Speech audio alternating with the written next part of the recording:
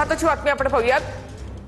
जंतर मंतरवर मनोज जरांगे हे दिपकेंना भेटलेले आहेत। मराठा नेते मनोज जरांगे यांनी दिल्लीमध्ये जंतर मंतरवर जाऊन अभिजित दिपके यांची भेट घेतली। पुन्हा हात उचलाल तर मराठे दिल्लीमध्ये आणीन, मनोज जरांगे यांनी सरकारला इशारा दिलाय। मराठा नेते मनोज जरांगेंनी आज दिल्लीतील जंतर मंतरवर जाऊन अभिजित दिपकेंची भेट घेतली। 20 जुलैला संसदेवरील मोर्चा दरम्यान झालेल्या लाठी हल्ल्यासंदर्भात जरांगेंनी माहिती घेतली। तसंच जरांगेंनी तरुणांच्या नेमक्या मागण्या काय आहेत तेही जाणून घेतलं। मनोज जरांगेंनी मंचावरून विद्यार्थ्यांशी मराठी भाषेत संवाद साधलाय।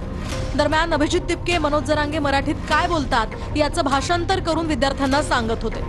या भेटीनंतर मनोज जरांगेंनी माध्यमांशी संवाद साधत आपली भूमिका स्पष्ट केली आहे। क्रूरपणानं जर सरकारने त्यांच्यावरती हल्ला केलाय तर आपण मदतीला का जायचं नाही? आम्ही ताकदी नाहीत काय असतं बरं का? आपणच निवडून दिलेल्या लोकांना जर माज आला, निवडून दिलेल्या लोकांना जर त्याची जाणीव राहिली नाही तर त्याला जाणीव करून द्यायला लागती। तू आमच्या जीवावरती येत, तुला आम्ही पाडू शकतो, गावागावात हिंदू सुद्धा देऊ शकणार नाही। इथून पुढच्या काळात जर हल्ला झाला तर राज्याचं देशभरात भाजपाच्या मंत्र्यालाच फिरता येणार नाहीये, इतकी भयानक परिस्थिती होऊ शकते।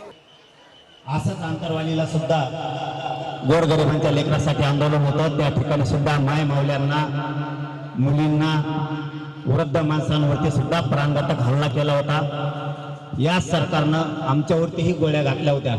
फक्त माझी सगळ्या विद्यार्थ्यांना एक विनंती राहील, तुम्ही ही जागा सोडू नका। आम्ही सगळा देश तुमच्या मागे आहे, तुम्ही तिकडे गेलात नाही, हे आंदोलन मोडून टाकते। शांततेच्या आंदोलनात एवढी ताकद आहे ते आम्ही सिद्ध करून दाखवलंय। आम्ही सुद्धा तुमच्या सोबत आहेत, ही जागा फक्त सोडू नका। सरकारला आपण निवडून दिली।